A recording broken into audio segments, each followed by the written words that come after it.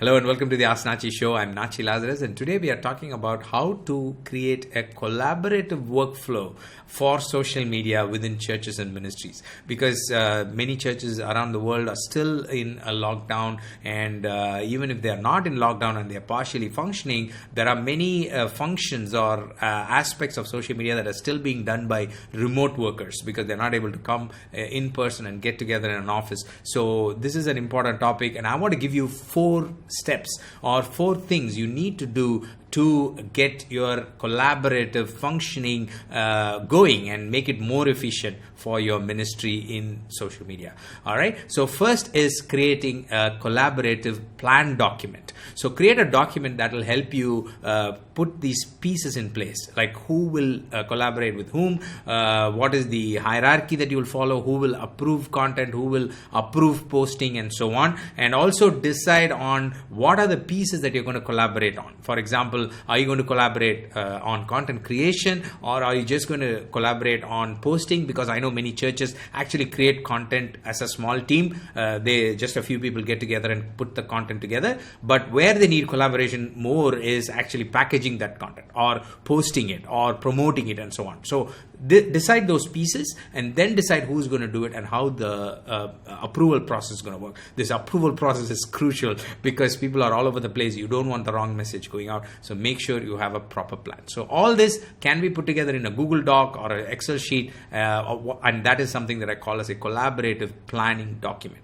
So that is the most important thing, number 1. Number 2 is processes and systems. So you say, okay, now that we're going to make this happen, how is it going to flow? Once we create, for example, if you create a content, the video or the sermon video first, and then how are you going to pass this sermon on to other people in the team? What is the process? What is the workflow that you're going to have? So processes and systems to make this collaboration happen. I highly recommend you document this as well, because it's not just important to have the plan in place, but also the details of how it's going to happen. Who is going to give it and what date? Who's going to give back on what date? That way you can work back and make sure that your collaboration is smooth, everybody's on the same page, everybody understands how this whole thing works. So the process and systems being documented. That's number 2. And number 3 is the tools. I'm a big tools person, you know it by now.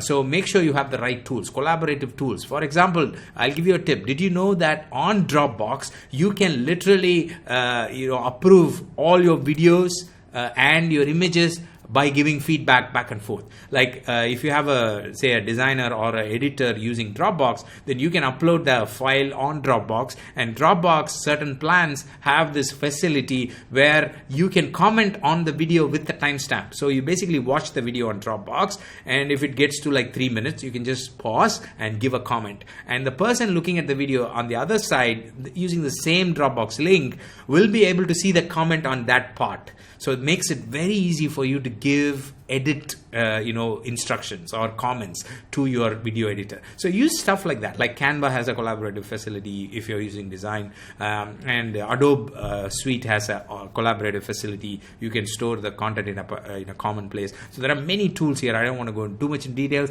but make sure you have many collaborative tools. Reach out to me, DM me if you want to get a list of tools. I'll be happy to share some of those tools with you.